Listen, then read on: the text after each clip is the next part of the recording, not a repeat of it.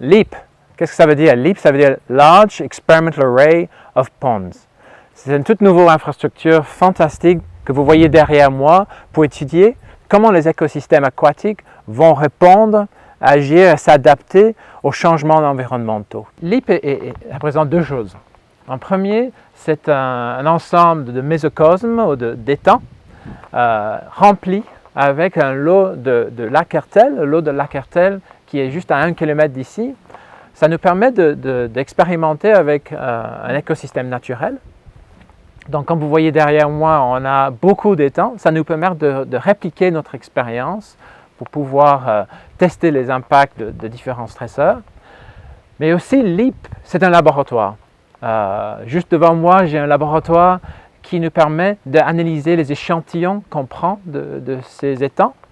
Alors, on peut faire des analyses, toutes sortes d'analyses, des analyses génétiques, des analyses d'images, d'analyses de fonctionnement de nos écosystèmes. On peut par exemple prendre des mesures de productivité des algues dans l'eau.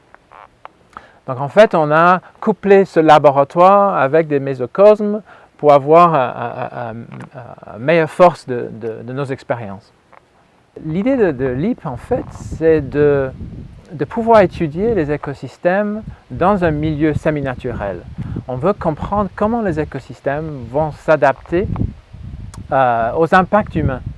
Par exemple, l'application de pesticides ou d'herbicides dans les eaux douces sont un problème réel pour la biodiversité et le fonctionnement de ces écosystèmes-là. Donc l'idée, c'est d'avoir la puissance d'une expérience au sein d'un labo et d'amener ça dehors dans un contexte semi-naturel où on peut confronter ces écosystèmes à des expériences où on manipule ces perturbations humaines.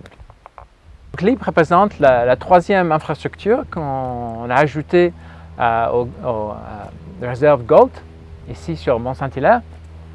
Il y a quelques années, on avait installé des mésocosmes dans le lac.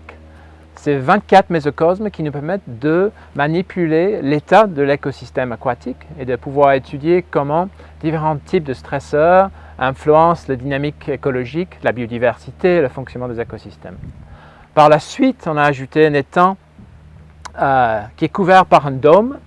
Ce dôme nous permet de contrôler l'atmosphère et l'échange de gaz entre l'étang et l'atmosphère. Et par la suite, on a ajouté LEAP.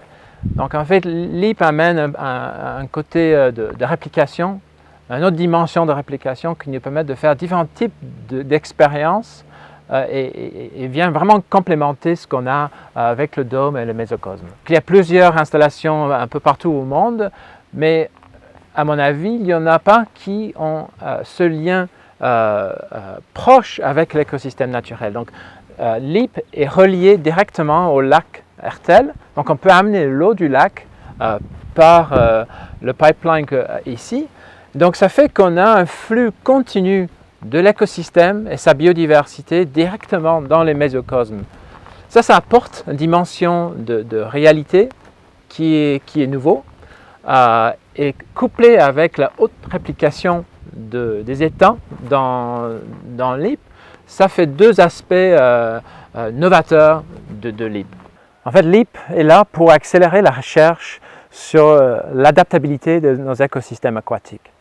Est-ce que la biodiversité aquatique va pouvoir s'adapter aux changements environnementaux, aux différents types de facteurs comme le changement climatique ou les polluants qu'on met dans nos eaux douces?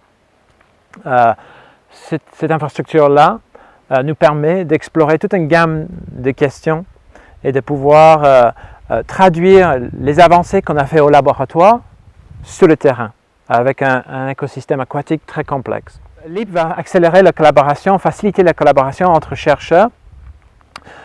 Et donc, du coup, on va pouvoir former une nouvelle génération d'étudiants.